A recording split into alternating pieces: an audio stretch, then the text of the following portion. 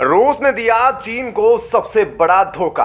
Putin के धोखे से शी जिनपिंग की आंखें फटकर आई बाहर। भारत के लिए अपने दोस्त चीन से भी भिड़ गया रूस। आखिर रूस और चीन के बीच क्या है दुश्मनी, अभी तक छिपी हुई। एलएसी सीमा पर झड़प के तुरंत बाद रूस ने क्यों किया भारत को घातक हथियार की सप्लाई का ऐलान? क्या भारत के रास्ते चीन को सबक सिखाने लगा है रूस? दोस्तों, भारत और रूस कितने पक्के दोस्त हैं यह सब तो आप जानते ही हैं। लेकिन दोस्तों, अगर आप अंतर्राष्ट्रीय खबरों को थोड़ा बहुत जानते हो तो एक बात तो आप जानते होंगे कि जिस तरह भारत और रूस पक्के दोस्त हैं, उसी तरह चीन और रूस भी पक्के दोस्त हैं। और दोनों देशों का एक ही कॉमन दुश्मन है, अमेरिका। इसलिए दोनों की खूब पड़ती है। लेकिन दोस्तों, जो दिखता है वो होता नहीं और जो होता है वह दिखता नहीं। यह बात बिल्कुल सटीक बैठती है रूस और चीन के रिश्तों पर।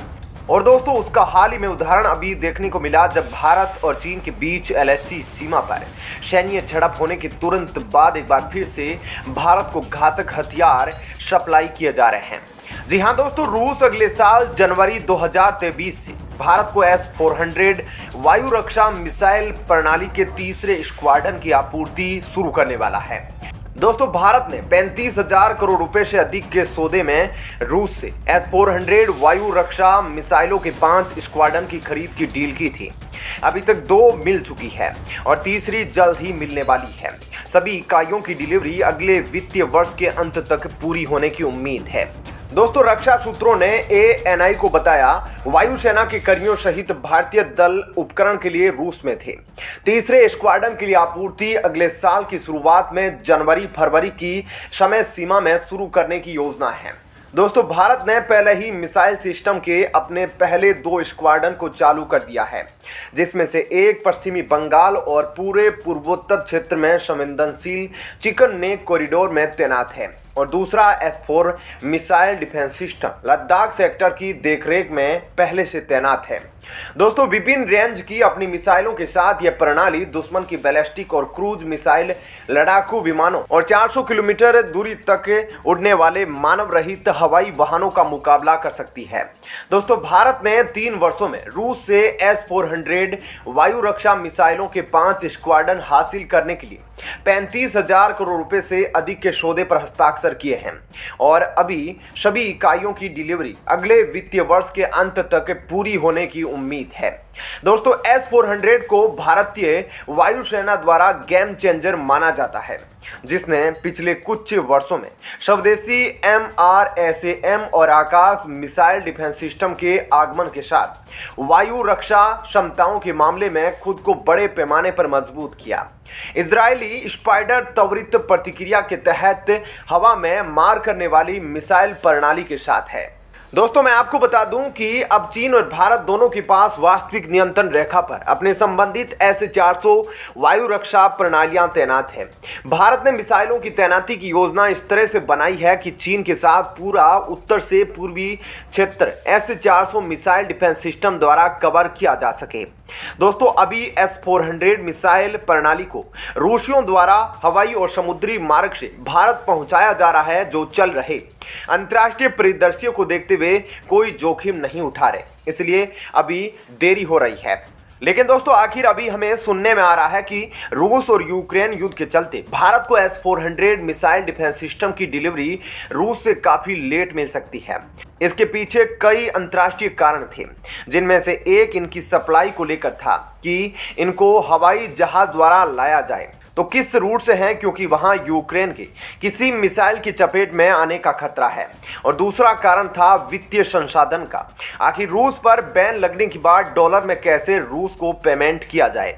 लेकिन दोस्तों, इन सब चुनौतियों के बावजूद रूस ने भारत को वादा किया था कि जो समय सीमा तय की गई थी उसमें देरी नहीं होगी। और हाल ही में भारत और चीन के झड़प के बीच रूस ने एकदम से जनवरी में S-400 मिसाइल डिफेंस सिस्टम की तीसरी यूनिट भारत को भेजने की जानकारी दी है, क्योंकि दोस्तों, भारत का भी रूस पर थोड़ा दबाव था चीन के साथ चल रहे गतिरोध के कारण। लेकिन सबसे बड़ा कारण था रूस और चीन की आंतरिक दुश्मनी, जो कभी खबरों में नहीं आती। दोस्तों, यह चीन के वो जख्म हैं जिनको चीन ढकने की कोशिश करता है, लेकिन उसको दर्द आज भी होता है।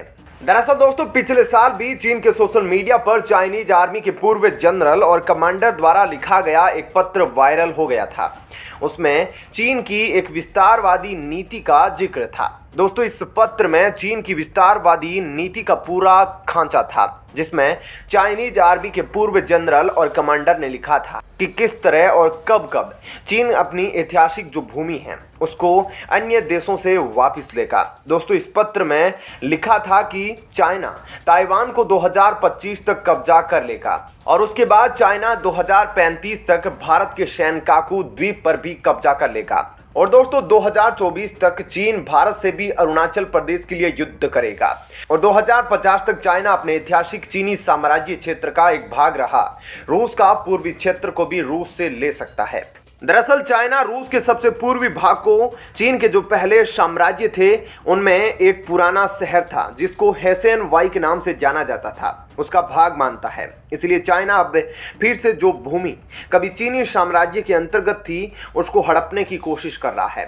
दोस्तों जियोपॉलिटिक्स एक्सपर्ट का मानना है कि शी जिनपिंग बिना युद्ध लड़े ही इस भूमि को ले सकते हैं, अगर वह पुतिन से सलाह मशविरा करके समझौता कर ले और वह खुद पुतिन से यह मांग ले कि उनकी पुरानी भूमि उनको वापस कर दी जाए।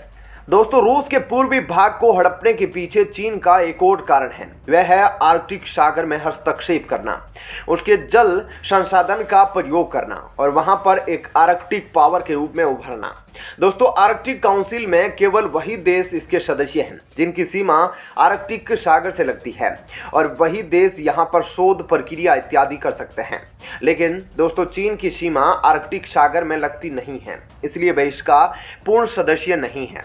दोस्तों अगर आप सोच रहे हैं कि चीन और रूस में कभी इस क्षेत्र को लेकर झगड़ा नहीं हुआ या कोई वार नहीं हुई तो आप गलत हैं। दोस्तों इस क्षेत्र को लेकर पहली तीनों सोवियत युद्ध 1969 में हुआ था और दोस्तों उस समय रूस की सेना ने चीन की सेना को बुरी तरह से रौंदा था। और दोस्तों मार्च 1969 में जिस तरह रूस की सेना ने चीन की सेना को इस क्षेत्र में रौंदा था और इस क्षेत्र से चीन को पीछे धकेला था, और दोस्तों आज भी चीन मार्च 1969 की घटना को सोवियत रूस का प्रभाव मानता है और चीन पर एक तरह से शोषण मानता है। दोस्तों 1969 से लेकर 2008 तक इस क्षेत्र को लेकर चीन और रूस में तनातनी चलती रहती थी और 2008 में जाकर रूस और चीन में एक समझौता किया गया जहां पर दोनों ने यह मान लिया कि दोनों अभी वर्तमान में अपनी उसी औपचारिक सीमा का पालन करेंगे जो पहले से निर्धारित है और चीन ने यह मान लिया कि रूस का व्लादिवोस्तोक वाला सबसे पूर्वी क्षेत्र रूस का ही है। दोस्तों मैं आपको बता दूं कि रूस का इस क्षेत्र पर कब्जा 1860 में हुआ था, उससे पहले चीनी साम्राज्य के अंतर्गत यह आता था और आज भी यहाँ पर कुछ चीनी क्रिश्चियन लोग रहते हैं जो शक्ल से पहनावे से चीनी है लेकिन धार्मिक रूप से क्रिश्चियन है। लेकिन दोस्तों जिस तरह चीन की विस्तारवादी नीति सबके सामने आ चुकी है उसको लेकर रूस भी यह जानता है कि जब एशिया में चीन पूरी तरह से राज कर लेगा फिर अगला शिकार उसका रूस ही होगा और इसलिए रूस जानता है कि चीन को रोकने और ठोकने वाला एक ही देश है, वह है भारत। यह बात अभी त्वांग क्षेत्र के नजदीक भारत और चीन के सैनिकों के बीच झड़प से साफ हो गई और इसलिए भारत की सेना हथियारों के दम पर कहीं कमजोर न पड़े, इसलिए रूस जल्द से जल्द S-400 मिसाइल डिफेंस सिस्टम की बीच बची हुई यूनिट को भारत को सप्लाई कर रहा है। आपका इस खबर पर क्या कहना है जरूर बताएं। धन्यवाद।